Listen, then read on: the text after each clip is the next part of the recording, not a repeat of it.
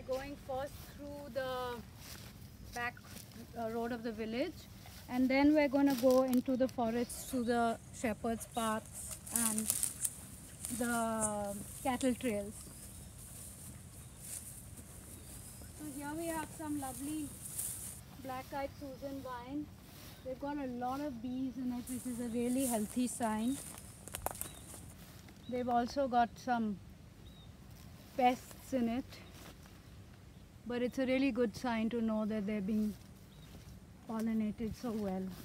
So whenever you're foraging like this, be mindful not only of the creatures that may be living off it, but also be mindful of privacy, that it's not somebody's private area, private property.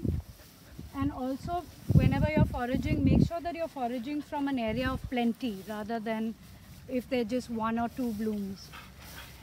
That way you're sure not to upset the biodiversity. So look, here we have a whole bunch of incredible wild ginger.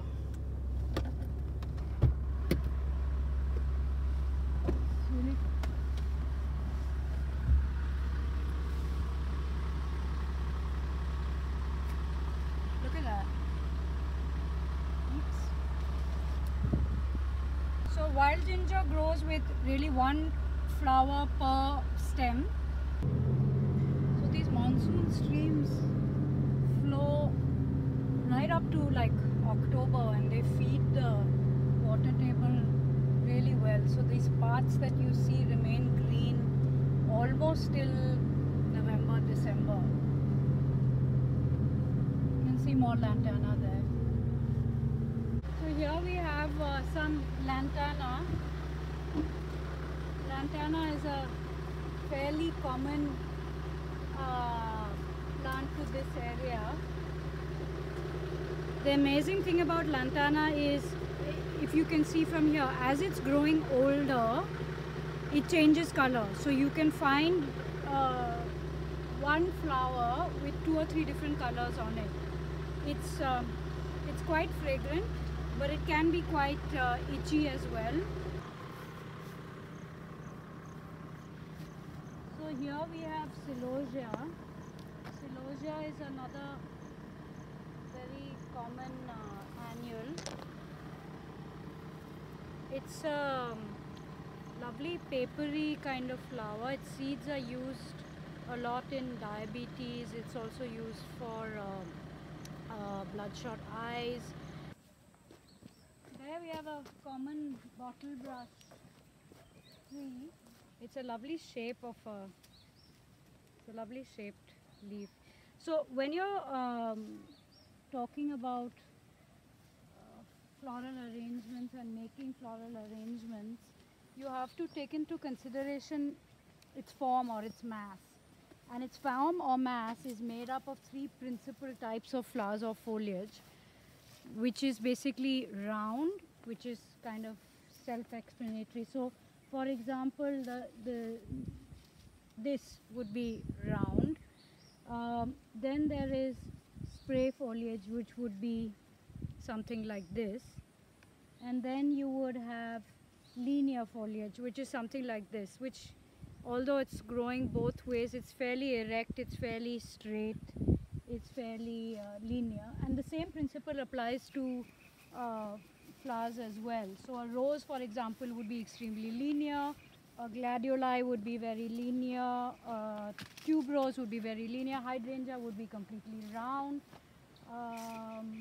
and so on and so forth.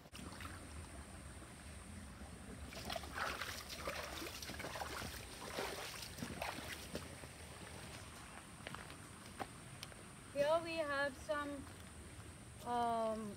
wild curcumin. They're just 1 or 2, so I'm not going to cut them. But this is basically how your wild turmeric grows. It's different from your regular cultivated turmeric in strain. It doesn't stain as much, and it's used more in your cosmetic purposes than in cooking purposes. So we're gonna use this bowl for our first arrangement. whenever you're doing a floral arrangement, you have to understand a few basic principles. The most important of which is proportion. So typically when you're using a vase, your arrangement should be 1.5 times either the height or the width of the vase, depending on whether you're doing a vertical or a horizontal arrangement. You'll need a mechanism to hold the foliage or the flowers in place. Today I'm going to be using Oasis.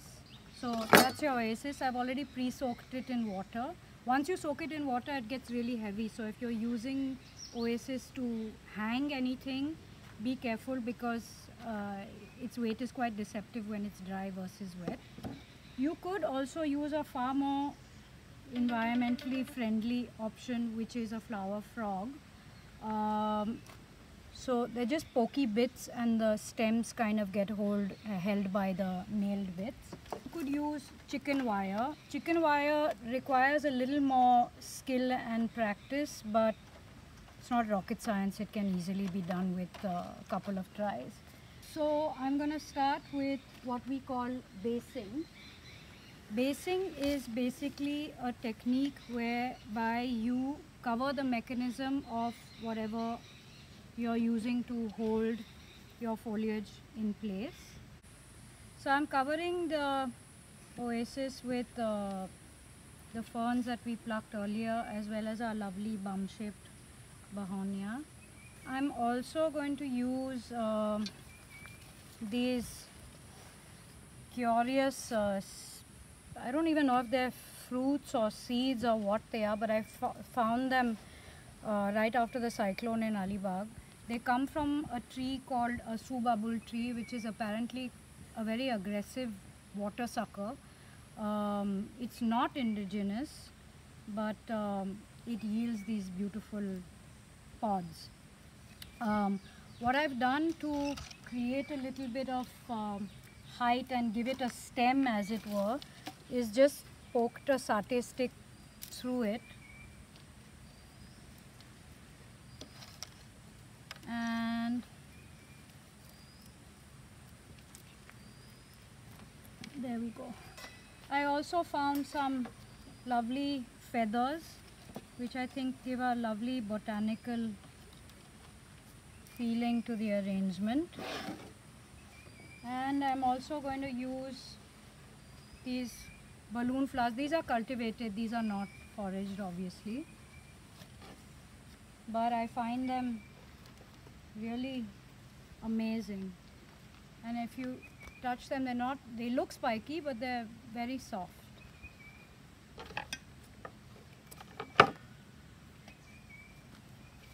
So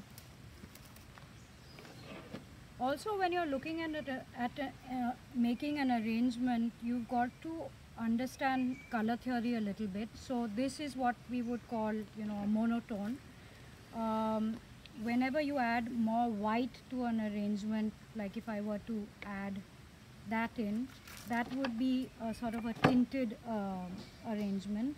And if I were to add more darks to it, like this for example, that would be a more toned arrangement in terms of the color. Basing the Oasis,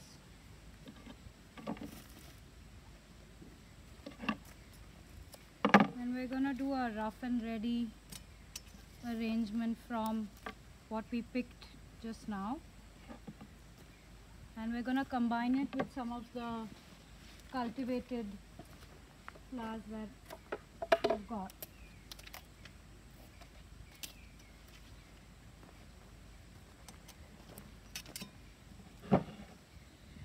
When you're making your arrangement, be mindful of where it's going to go, because that will kind of dictate the scale and size of your arrangement. Here we have the lovely black-eyed Susans.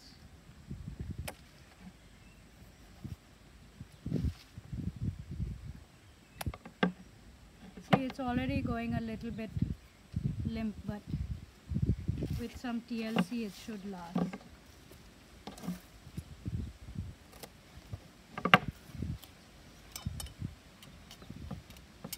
also in an arrangement you typically have what's called as a form flower and a filler flower. So your form flower is more or less your principal flower, and then you have those which are kind of filling in the gaps. It's difficult to decipher which is which when you're doing something out of foraged material, because frankly everything is principal, but that's just one of the general rules when you're making something. I find it's these little odd bits like the berries and the tips of the blooms that make really interesting pieces visually.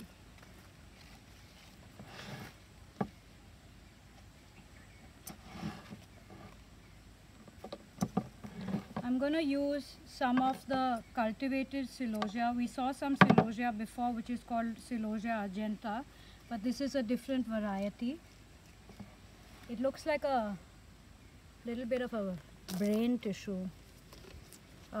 Also very long lasting, also very easy to grow. So the history of floral arranging goes back as far as the Egyptians, where you can see plenty of murals and paintings where they use things like lotus pot, but not in a arrangement per se. It was more like how you would see in Diwali, scattered in an urli. And it was not till the Renaissance that you really saw flowers being used for the beauty of flowers per se. So in the Renaissance they were used mainly as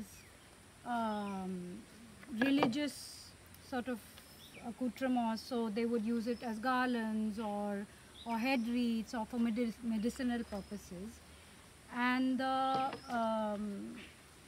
floral arranging as we see today really started only with the Dutch period, where you see thousands of paintings. I'm not just talking about, you know, Vermeer and Rembrandt, but you see a lot of arrangements with these masses of blooms, and obviously they came from imagination because there was no greenhousing then, but you see the arrangements with flowers from all different seasons. So I think it was then that floral arranging as a hobby and sort of domesticization of floral arrangement really started. So that continued. Then in the Edwardian period, arrangements became a lot more terse. You'd have beautiful single-headed flowers in Art Deco vases. And I find that like in fashion and karma, whatever goes around comes around, and each kind of decade has a spin-off from the previous one. It was then in the late 50s and 60s that formal associations for floral clubs started, and NAFSAS, which is the most well-recognized foundation for floristry, was started in England, and I'm pretty sure it still exists. So now that we've had a fairly successful morning of foraging, I'm gonna try and create something out of our riches. So I was talking earlier about annuals and perennials. Basically, an annual plant is one that begins and ends its entire life cycle from germination to seed to bloom in one season. So it doesn't live beyond its season, whereas a perennial will actually lie dormant during usually the winter season and then come back to life the following year. So I'm creating a fairly wild and abstract kind of arrangement here, mainly to give you an idea of what you can do that will make you happy at home. I think having flowers in a house just completes it and makes it a home somehow. It doesn't need to be elaborate, it doesn't need to be fancy, it doesn't need to be you know, a particularly fantastic vase. You can use anything. I'm using a wine chiller, as you can see. But what it does have to do is give you joy. Yeah, I'm going to use my beautiful turmeric seed pot as my focal point. Here I also have some baby mandarin plant that I was trying to grow. It usually flowers in December, being a citrus fruit, but this year it did yield just a few of these gorgeous little mandarins earlier on. The only caveat of foraging is the leaves go limp super fast. So that's why it's very important to plonk your forage material in water almost immediately. Let me have a look at you.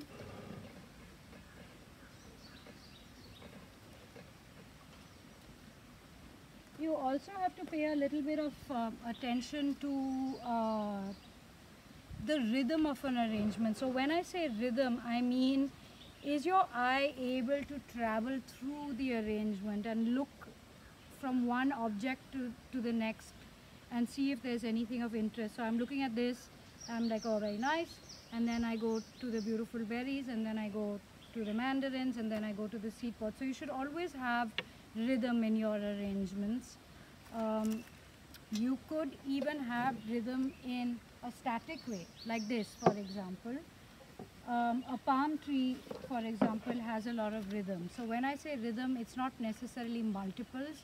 It's the way that your eye will be able to continually gaze at something beautiful. So that was our little foraging excursion. I hope that it's inspired you to go out and find beauty wherever you are.